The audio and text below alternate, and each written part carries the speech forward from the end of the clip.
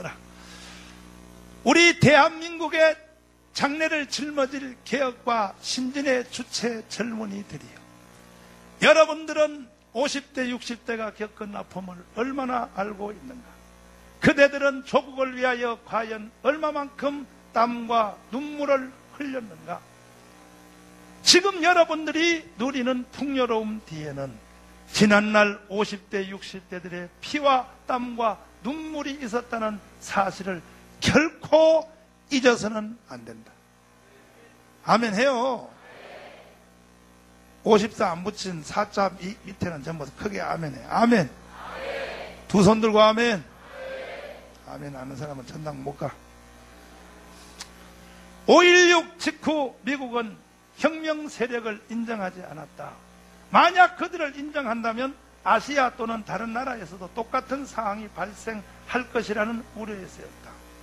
5.16 군사혁명한 박정희 대통령을 미국이 대통령으로 인정 안 하는 거야. 왜? 인정해주면 필리핀, 인도네시아, 말레이시아 다른 나라 군대들도 다 흉내내서 정권을 때려엎고 군사정권을 만든다 이거야.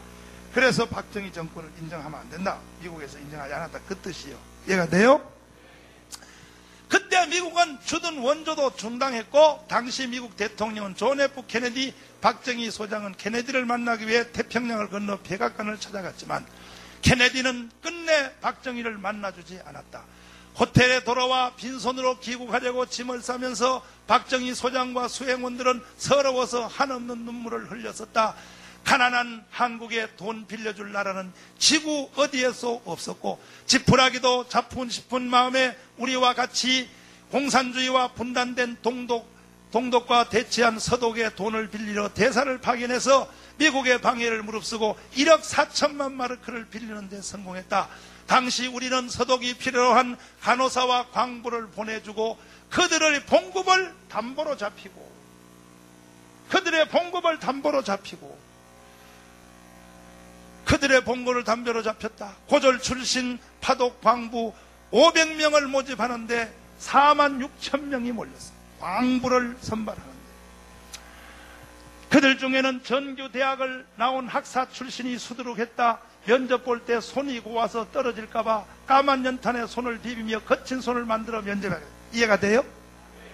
왜냐하면 서독 가서 광부를 일을 할 사람을 뽑는데 우리나라 대학 출신들이 다 왔는데 대학 출신들을 보내면 광부 일 못한다고 가서 다시 쫓겨오니까 선발할 때 뭐 했냐? 거기는 손을 보고서 손을 막노동하는 것은 손, 육체죠. 그러니까 손이 고운 사람은 다 자른 거야. 손 고운 일 안 해본 사람이니까. 그래서 그걸 합격하라고 일부러 손을 땅바닥에 비벼가지고 연탄에다 막 비벼가지고 거친 손을 만들어가서 합격하려고 그랬다 이거예요. 대학 출신들이 3D 업종을 뭐 안 한다고? 아이고 우리는 그때 그런 형편이 아니에요. 서독 항공기가 그들을 태우기 위해 온 김포공항에는 간호사와 광부들의 가족, 친척들이 흘리는 눈물로 눈물바다가 되어 있었다. 낯선 땅 서독에 도착한 간호사들은 시골 병원에 뿔뿔이 흩어졌다. 말도 통하지 않는 여자 간호사들에게 처음 맡겨진 일은 병들어 죽은 사람의 시신을 닦는 일이었다. 어린 간호사들은 울면서 거즈에 알코올을 묻혀 딱딱하게 굳어버린 시체들을 이리저리 굴리며 닦았다. 하루 종일 닦고 또 닦았다. 남자 광부들은 지하 1000m 이상의 깊은 땅 속에서 그 뜨거운 지혈을 받으면서 열심히 일했다. 하루 8시간 일하는 서독 사람들에 비해 10몇 시간을 그 깊은 지하에서 석탄 캐는 광부의 일을 했다. 서독 방송 신문들은 대단한 민족이라며 가난한 한국에서 온 여자 간호사와 남자들에게 찬사를 보냈다. 세상이 어쩌면 저렇게 억척스럽게 일할 수 있을까 해서 붙여진 별명이 코리안 엔젤이라고 불렸다. 몇 년 뒤 서독 리버게 대통령의 초대로 박 대통령이 방문하게 되었다. 그때 우리에게 대통령 전용기는 상상할 수도 없어 미국의 노스웨스트 항공사와 전세 계약을 체결했지만 부테타 군에게 비행기를 빌려줄 수 없다고 하는 미국 케네디 정부의 압력 때문에 그 계약은 일방적으로 취소되었고, 그러나 서독 정부는 친절하게도 국빈용 항공기를 우리나라에 보내주었다. 어렵게 서독에 도착한 박 대통령 일행을 거리에서 시민들이 프랭카드를 들고 뜨겁게 환영해 주었다. 코리안 간호사 만세, 코리안 광부 만세, 코리안 엔젤 만세. 영어를 할 줄 모르는 박 대통령은 창밖을 보며 감기에 겨워 땡큐 땡큐만을 반복해서 외쳤다. 서독에 도착한 박 대통령 일행은 리북의 대통령과 함께 광부들을 위로 격려하기 위해 탄광에 갔다. 호국의 대통령이 온다는 사실에 그들은 500여 명이 들어갈 수 있는 강당에 모였다. 박 대통령과 리북의 대통령이 수행원들과 함께 강당에 들어갔을 때 작업복을 입은 광부들의 얼굴은 시커멓게 걸려 있었다. 대통령의 연설이 있기에 앞서 우리나라 국가가 흘러나왔을 때 이들은 목이 메어 애국가를 제대로 부를 수조차 없었다. 대통령이 연설을 시작했다. 단지 나라가 가난하다는 이유로 이영만리 타국에 와서 땅속 1000m도 더 되는 곳에서 얼굴이 시커멓게 걸려가며 힘든 일을 하고 있는 제 나라 광부들을 보니 목이 메어 말이 잘 나오지 않았다. 우리 열심히 일합시다. 후손들을 위해 열심히 일합시다. 열심히 합시다. 눈물에 잠긴 목소리로 박 대통령은 계속 일하자는 말을 반복했다. 가난한 나라 사람이기 때문에 이영만리 타국 땅 수천 메터 지하 내려가 굳어버린 힘들게 고생하는 남자 광부들과 굳어버린 이방인의 시체를 닦으며 힘든 병원 일을 하고 있는 어린 여자 간호사들, 그리고 고국에서 배굶고 있는 가난한 내 나라 국민들이 생각나서 더 이상 참지 못해 대통령은 눈물을 흘렸다. 대통령이란 귀한 신분도 잃은 채 소리내어 눈물을 흘리자 함께 자리하고 있던 간부와 간호사들 모두 울면서 영부인 유경사 앞으로 몰려나갔다. 어머니 어머니 하며 유경사의 옷을 잡고 울었고 그분의 옷이 찢을 정도로 작고 늘어졌다. 유경사도 함께 울면서 내 자식 같은 한 명 한 명을 껴안아주며 조금만 참으세요 라고 위로하고 있었다. 광부들은 리북의 대통령 앞에 큰절을 하며 울면서 고맙습니다. 고맙습니다. 한국을 도와주세요. 우리 대통령님을 도와주세요. 우리 모두 열심히 일하겠습니다. 무슨 일인지 하겠습니다. 수없이 반복을 했다. 리북의 대통령도 울었고 연설이 끝나고 강당에 나오자 미처 그곳에 들어오지 못한 여러 광부들이 떠나는 박 대통령과 유경수 여사를 붙잡고 우리를 두고 어디를 가세요? 고향에 가고 싶어. 부모님이 보고 싶어요. 하며 떠나는 박 대통령과 유경수 여사를 놓아줄 줄 몰랐다. 호텔로 돌아가는 열차차에 올라탄 박 대통령은 계속 눈물을 흘렸다. 옆에 앉은 리북의 대통령은 손수건을 직접 주며 우리가 도와주겠습니다. 서독 국민들이 도와주겠습니다. 라고 힘주어 말했다.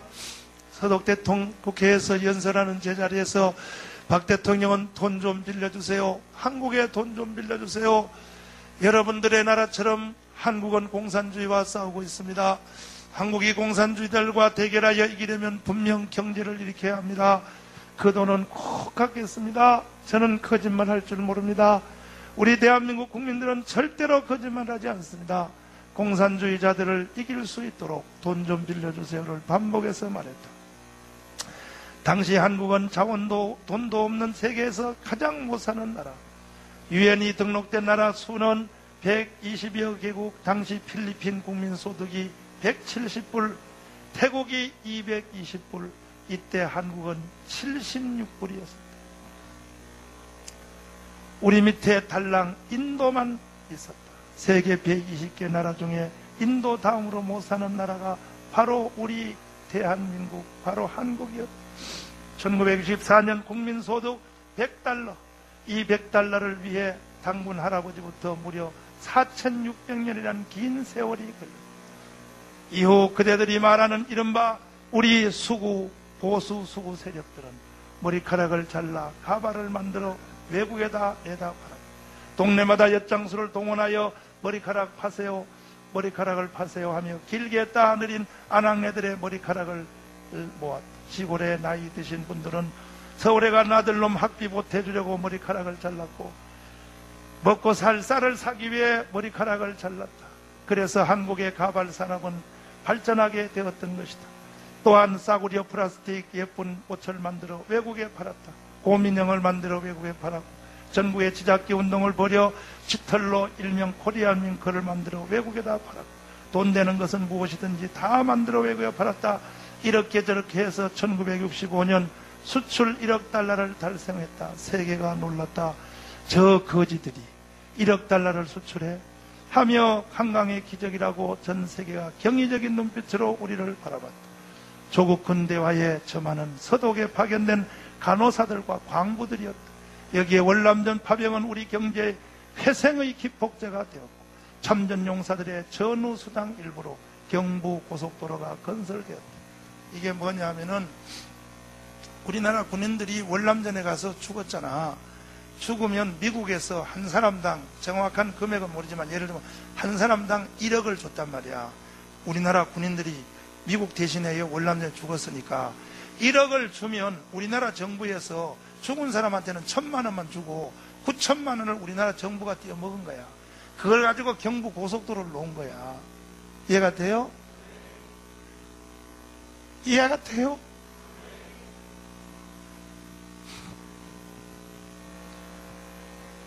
이를 바탕으로 우리 한반도의 동맥이 힘차게 흐르기 시작했다.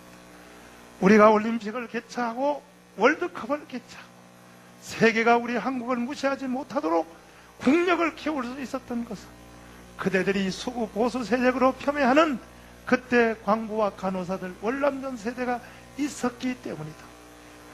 그대들이 명심할 것은 그때 이방인의 시신을 닦은 간호사와 수천 리터 지하 탄광에서 땀 흘리며 일한 우리의 광부, 목숨을 담보로 이국 전선에서 피를 흘리며 우리 국군 장병, 장렬하는 사막의 중동 건설 현장에서 일한 50대, 60대가 흘린 피와 땀과 눈물이 있었기에 그대들 젊은 세대들이 오늘의 풍요로움을 누릴 수 있다는 사실을 결코 잊어서는 안 된다.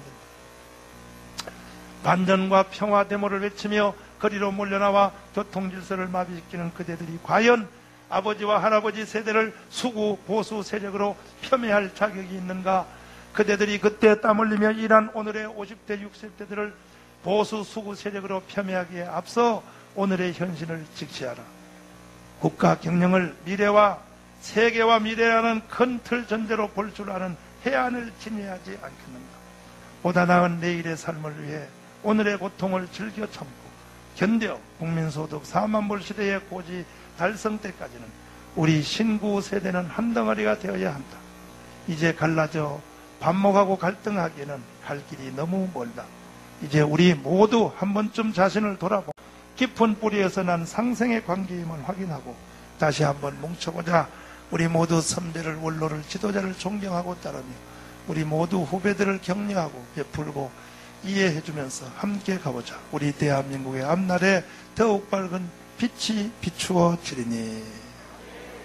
네. 있습니다. 우리는 사람으로 이 땅에 그냥 여러분 아침에 일어나서 일하고 잔다고 어찌 사람이라고 할 수 없습니다. 여러분 잘 이 집사님이 육군사관학교 별 3개짜리 집사님이요. 내가 부흥회 가는 곳마다 이것을 읽으면서 나는 이걸 수백 번 읽어도 읽을 때마다 나는 이게 눈물이 나서 견딜 수가 없어. 응? 그러니까 여기서 지금 나오는 말에 뭐가 나오냐고. 그때 해방 직후에 우리나라는 전 세계에서 2번째 못 사나 인도 다음으로 그때 우리나라 국민소득이 76불이요. 76불. 몇 불이요? 76불. 지금 우리가 지금 76불? 지금 우리가 3만 불에 도전하고 있어. 3만 불. 몇만 불? 3만 불에 도전하고 있다고. 불과 60년 만에 우리나라는 이렇게 변한 거야. 아멘. 근데 북한은요, 그때보다 더 못 살아. 거지요. 60년 전보다 북한은 더 못 살아. 일단 양식도 없어. 그럼 북한하고 한국하고 뭐가 다른가? 다른 게 수도 없이 많지. 그런데 그 모든 다른 것은 이것 때문에 생겼다고 내가 지난주에 말씀드렸잖아. 북한은 해방 후에 뭐 했냐? 조선하고 중국하고 조중동맹 한 거야. 조중동맹. 무슨 동맹? 한국은 뭐 했냐? 한미동맹 한 거야. 한미동맹. 무슨 동맹? 이 동맹으로부터 모든 일이 다 일어난 거예요. 동맹 때문에 경제 시스템, 정치체 시스템, 교육제 시스템 모든 것이 동맹으로 인해서 일어난 거예요. 그러니까 여러분 오해하지 말고 들으세요. 우리 한반도에 지금 하나님 빼고 제일 중요한 것은 미국입니다. 하나님 빼고 제일 중요한 건 미국이에요. 한미 동맹이 무너져 버리면요, 이건 한반도로 날아가 버려요. 그런데 노무현 씨는 이 민족을 경제대국 11위를 만들고 전 세계 유명한 데에는 한국에서 다 했고 평창 올림픽 하나만 떨어졌어. 저것도 또 4년 후에 또 하보다 만다고. 한국 놈들은 절대 그냥 안 해요. 또 한다고. 전 세계 올림픽, 월드컵, 세계 육상대회, 세계 해양 박람회, 모든 세계대회는 한국에서 다 해. 동계올림픽만 하면 다 하는 거예요. 이러한 살기 좋은 대한민국이 왜 생겼냐? 이게 한미 동맹 때문에 이런 일이 일어나는 거야. 근데 이것을 파괴하려고 하면 어떤 놈이냐 이거야. 이것을 한미 동맹을 지금 해제하려고 하는 사람이 누구냐 말이야. 하나님 다음으로 중요한 게 한국에서는 한미 동맹이에요. 아멘. 우리 교회는 젊은 사람이 많습니다. 절대로 여러분 30년 전에 서울대에서 시작한 아주 독한 모슬 바이러스, 북한의 친북주의 공산주의 세력, 이 바이러스를 사랑제일교회는 감염되지 말기를 바라고, 우리가 구미에 가서 이 민족을 우리가 한번 살립시다. 화요일날 바쁜 일 많지만 다 오세요. 오셔서 우리가 전국을 순회하면서 대한민국을 살려야 돼. 한국은 이대로 가면 망해요. 망한다고요. 이게 완전히 망한다고. 한국은 보통 문제가 아니라고. 자, 그렇지만 하나님은 항상 위기 때마다 하나님이 지도자를 세워서 한국을 건져주셨어. 여러분들이 이 시대에 지도자가 되어보십시오. 나도 되어볼 테니까 옆 사람 손잡고, 자, 이 민족을 살리는 지도자가 됩시다. 아멘. 할렐루야. 아멘, 아멘. 아멘, 아멘.